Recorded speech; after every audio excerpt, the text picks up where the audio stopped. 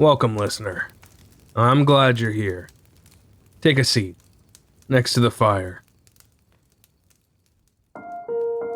Welcome to Obscura, where we shine a light on the dark.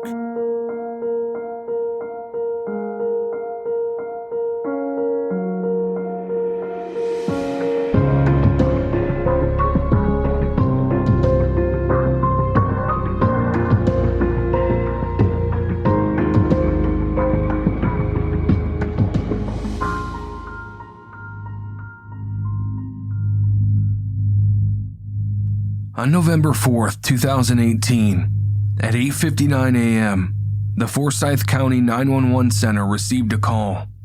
Forsyth County 911. Hi, yes. I need an ambulance and a police to my home. What's the address? 4450 Woodlet Court. 4450 Woodlake? Woodlet. Woodlet, okay. All right, 4450 Woodlet Court. What is your name? My name is Jeanne Meyers, Jeanne. Okay, and your phone number is 609.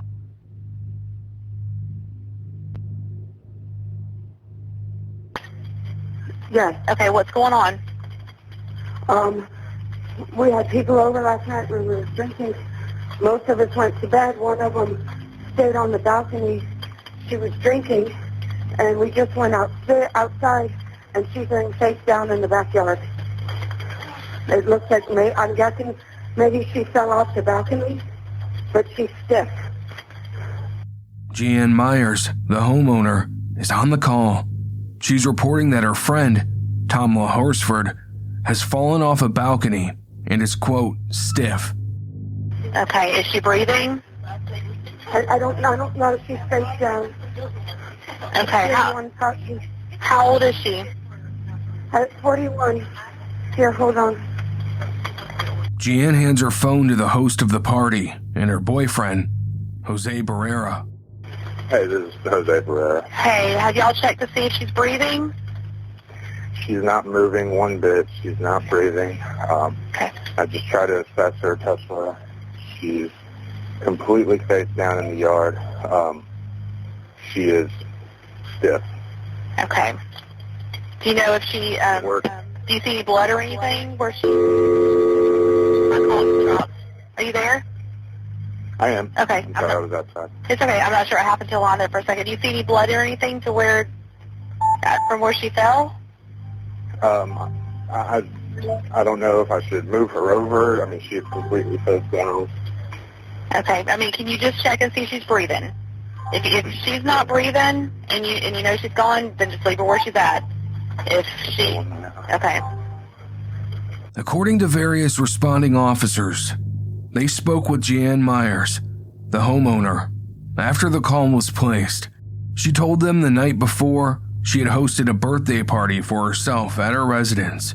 She had invited Madeline Lombardi, Nicole Lawson, Marcy Harden, Sarah Cochran, Stacy Smith, Michael Paulino, Paula Seals, Thomas Smith, Jennifer Morrell, Jose Barrera, and Bridget Fuller. Jeanne explained that people began arriving at her home around 7 p.m. Tamla Horsford had arrived at the house around 8 p.m. Jeanne said all the women at the house were drinking heavily. Tom and Jose had gone downstairs to the basement to watch football. Tamla had arrived with a bottle of tequila. She took a shot of Fireball when she got there and continued to drink her tequila with a Mountain Dew or water mixed in. The next morning, there was very little tequila left in the bottle. Jeanne said at about midnight, everyone, guys included, sat around the table in the living room and played Cards Against Humanity. The game continued for about an hour, and then they stopped. People began cleaning up and getting ready to settle in for the night. Jeanne said Tamla had wanted people to stay up.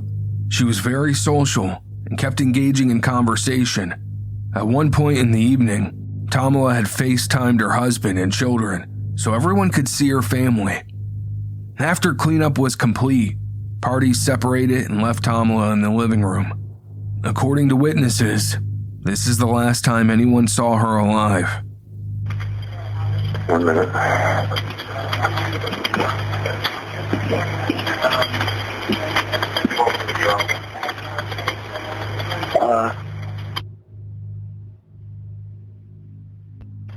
I'm completely not sure. Okay, and that's the only blood that you would see? That's what I can see without moving her over. I haven't seen her face. Do you know if she was suicidal at all? I have no clue. I've met her one other time. Like my girlfriend said, people were over last night. She was her birthday party. We're not the woman that we believe to be deceased, but it's my girlfriend's birthday party. Instead of having everybody go out, she had everyone stay in. And she was the last one I saw before everybody was typically put off to bed. And she was the last one in the kitchen. She was just either waiting around for a ride or waiting until the morning. Okay. How far is the where she would have fell from? How far is the deck from the ground? I would probably say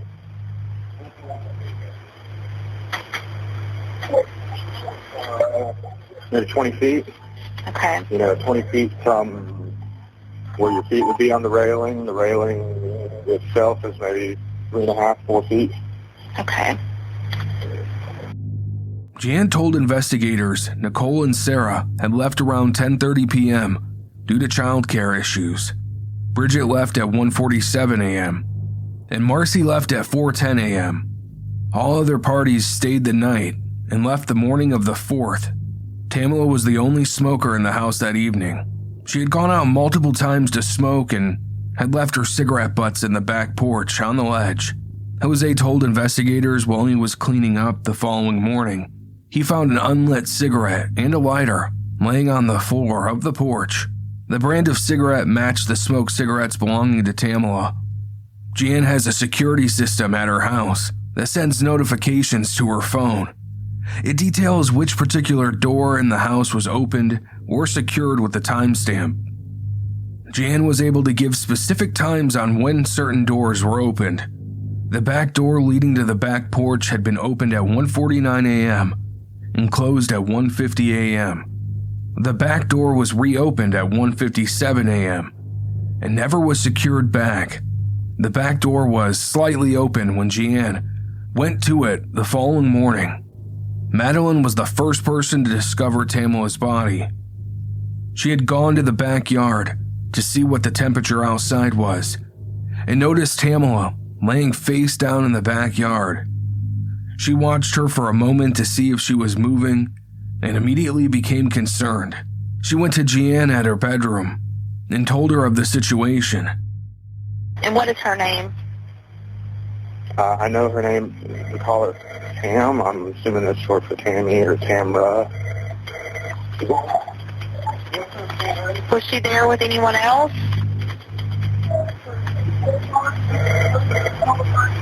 Her name is Tam Horsford, Horsford, so a black female. I don't believe anybody was. My girlfriend has cameras here on the back deck that we can check. Okay. That I think would have caught the incident if she fell from here. Again, I don't know. It's hard to say if she fell from the deck or if she was already downstairs. She was the only smoker here, and I'm sorry. That's a lot of information. Tamla was found lying face down in the backyard. She was laying almost immediately at the base of an elevated back porch.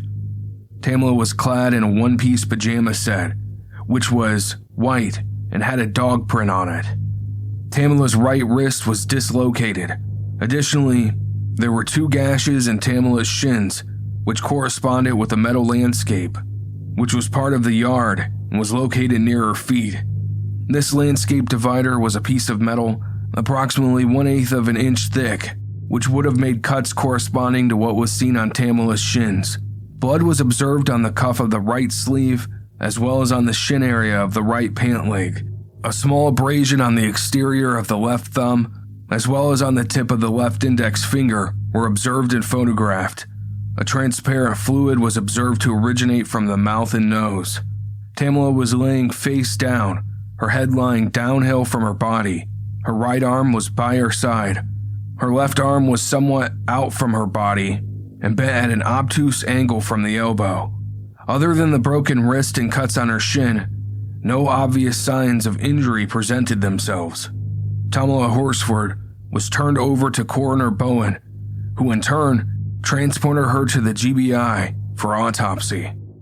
So you think she's possibly out there smoking? Yeah, she was the only smoker. I mean, I'm on the back deck right now, and cigarettes, lighter, that type of thing are out here. Okay. I'm just trying to see where on her wrist might have came from. Okay. All right. Are all the people that were there last night, are they still at your house?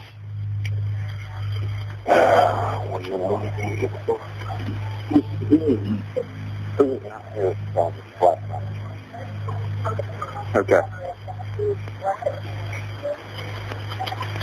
Okay, there are 4 people that were here last night that are no longer here. Okay. And they just left this morning, or they leave last night? Do you know roughly what time each of them left? Like, who they completely are not going to fit in?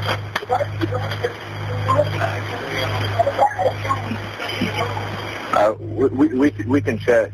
She's got an alarm system that gives alerts when the doors are open on her phone. Okay. But I think the last time that I personally saw Tam was probably about 1 in the morning before I'd gone upstairs to bed. Okay. And at that point, she was the only one in the kitchen. I know. Okay. Let me see where everybody is. I have one deputy that's about to pull into your subdivision. So I'll stay on the phone with you just for a minute. Is this going to be around back? Is that the way he needs to go? Right. So when he pulls up to the residence, there will be one car in the street, 4 in the driveway.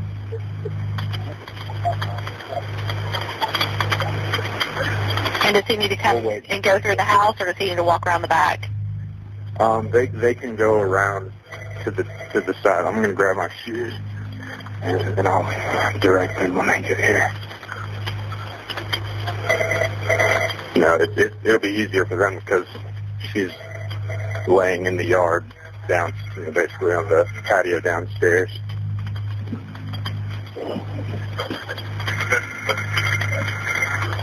Okay. All right, I have one that should be pulling up. You see him outside? Yeah. Okay. All right, I'll let you go then. All right, thank you. All right, you're welcome. Bye. The following Sunday, November 4th, 2018, a deputy spoke with Jose Barrera regarding the incident. Jose stated the residence is the home of his girlfriend, Jeanne Meyers. He said Meyers had thrown a birthday/football party at the house. He said she had invited a bunch of her girlfriends over, and it was mostly a girls' night. Jose said that the only other male there was Thomas Smith. Jose said he and Smith had been downstairs watching the LSU football game until halftime. He said they had come upstairs at halftime and found food and never went back downstairs. Jose stated he and Meyers went to bed around 1:30 in the morning, and Tamla was still awake. He said she told them she was going outside to smoke a cigarette and would either go to sleep in one of Meyers' children's room or would sleep on the sofa.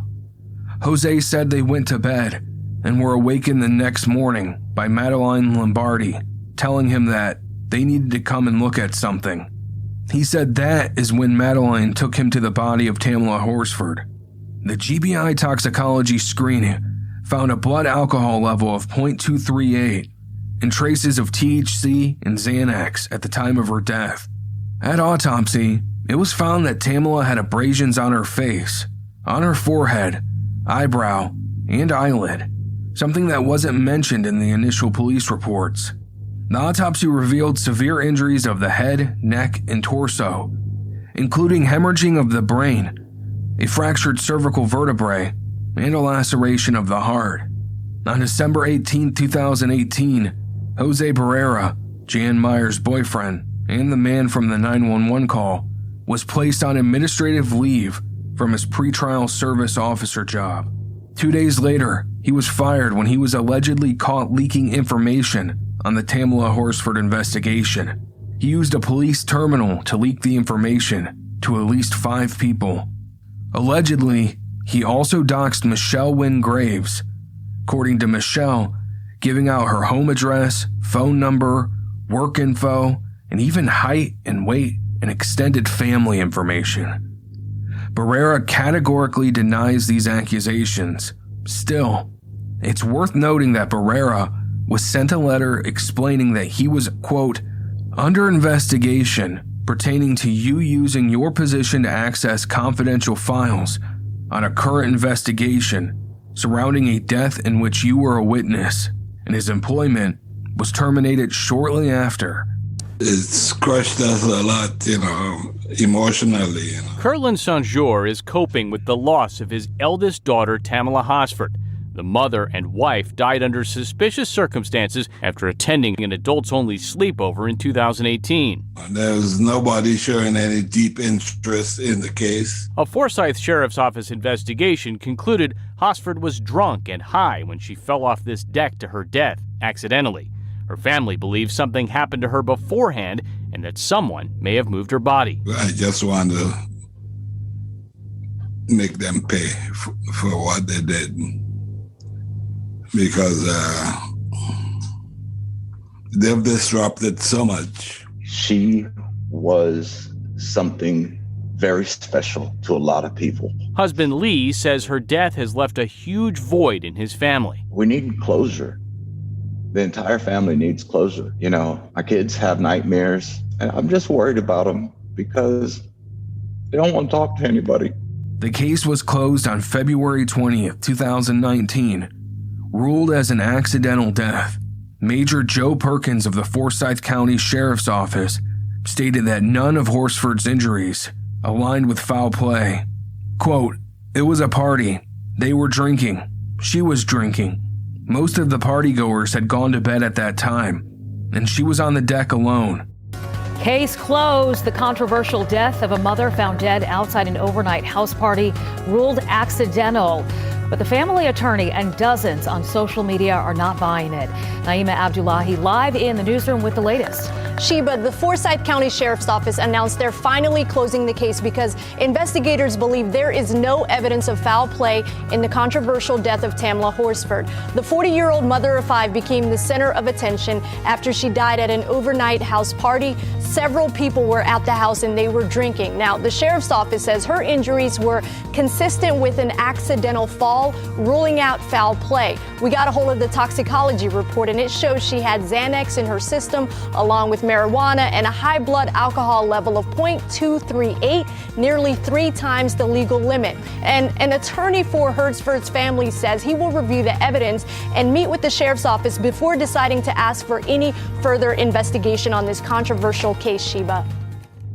5 days later, on February 25th, Jeanne Meyers, Nicole Lawson, Stacy Smith, Thomas Smith, Bridget Fuller, Marcy Hardin, and Jose Barrera filed a lawsuit against Michelle Wynn Graves, stating they had suffered, quote, irreparable damage to their character, reputation, and business as a result of the statements allegedly made by Graves. As time passed, suspicions only grew. It was found that evidence was disposed of and the crime scene wasn't correctly preserved. Online theories range from wide-scale cover-up to a bungled police investigation, with many internet sleuths landing somewhere in the middle. In January 2021, Forsyth County's Corporal Mike Christian, who worked the Tamla Horsford case, resigned. An internal affairs report found that Christian had sent photographs of Tamla's dead body to at least 2 former girlfriends. The following audio features attorney Ralph Fernandez, who Tamla Horsford's husband hired, commenting on the case.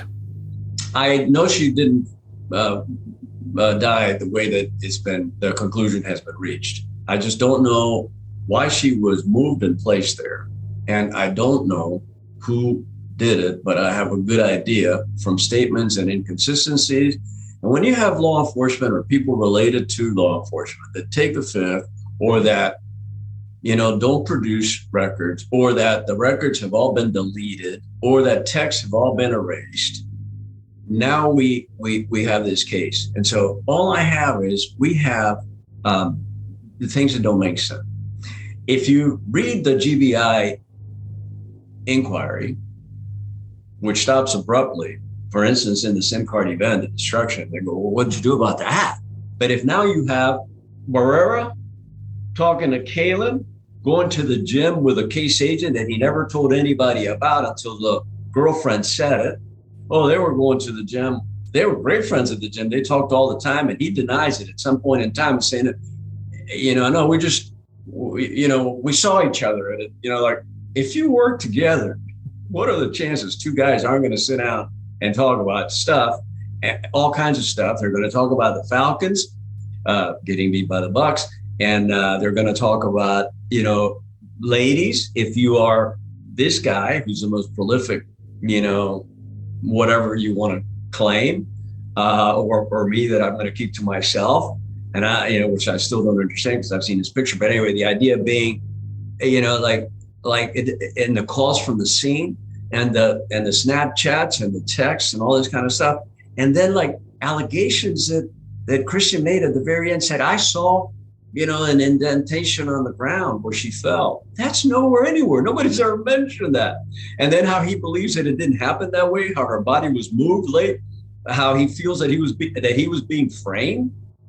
I mean, when you talk to GBI and you lie to them, you commit an offense. Hello. So that has tremendous validity, particularly if it flies into the conflict of all this other stuff. So if you have the worst investigation possible, and you have facts that you cannot deny, such as it is impossible, if she fell there with these catastrophic fractures, that she moved a foot. It's impossible that the issue with the arms, it's impossible to move at all if there is nothing underneath her fingernails showing that she was trying to claw to that. It's impossible if there's no blood flow on the ground from the serious Smith fracture on her wrist that would bleed like somebody who got cut with a knife, unless it was post-mortem. That means the fracture happened after she was dead. And so these things, jump out. You have a GBI, who supposedly is a reviewing authority, that did not mention in the report the exhaustive claims that I made, although they quoted me, in reference to providing information and not providing something that they could have got by subpoena like they got everything else. Of course, well, Mr. Franz didn't send us that. Well, I gave them the guy's name and everything. They have it anywhere from a bunch of sources. Second, they can see some of it on the internet, on the leaked material. And they didn't want to touch that because they took 5 pictures in an autopsy protocol of a potential homicide at GBI, not at the quack outfit down the street of the Forsyth County Sheriff's Office, where the corruption is rampant. No, at GBI, Meyers took, his guy took 5 pics fully dressed. So of course you're not going to have pics on the table of the scratches that they somehow touch upon, but which Dr. Shaker identified as clearly 4 to 5 centimeters, which are defensive in nature. There is no evidence of any significant injuries to the skull bones or the cervical vertebrae. The cause of death, as attributed to Meyers, was that she died of a fracture of C2, the second cervical level. Well, that wasn't, the independent guy didn't find a fracture there. Not only that, the absence of the subcutaneous subgaleal hemorrhage or laceration of the scalp and depressed lineal fraction of the calvarial bones, which is a scientific basis to indicate that if you fall flat, you're not going to just have a fracture, a compression fracture, or you're not going to have just that. You're going to have some damage up to the top, because she just supposedly fell, not from what the initial assessment was by Barrera calling, first of all, after he moved the body and then denied it. Second, when he said it's 20 feet, which is not, because it sounds better for, some other thing, but I mean, it's not. And so then you get all this information and you go, wait, nothing makes sense here. It's just a combination of inconsistencies, including that. Why would GBI ever? I mean, they've never done it. Taking 5 pics of a body dressed to find out what kind of injury she had. I mean, talk about a fix. There's so many findings that it would need further review. And I don't want to speculate upon it because then it may link it directly to something. But what happens is we know it couldn't be for that fall. So already that's what it is. How much time was spent disregarding that, dismissing that, and exploring further? The camera wasn't working after they volunteered the camera. After it's long gone, GBI, not Forsyth County, tries to get the record of when the camera failed.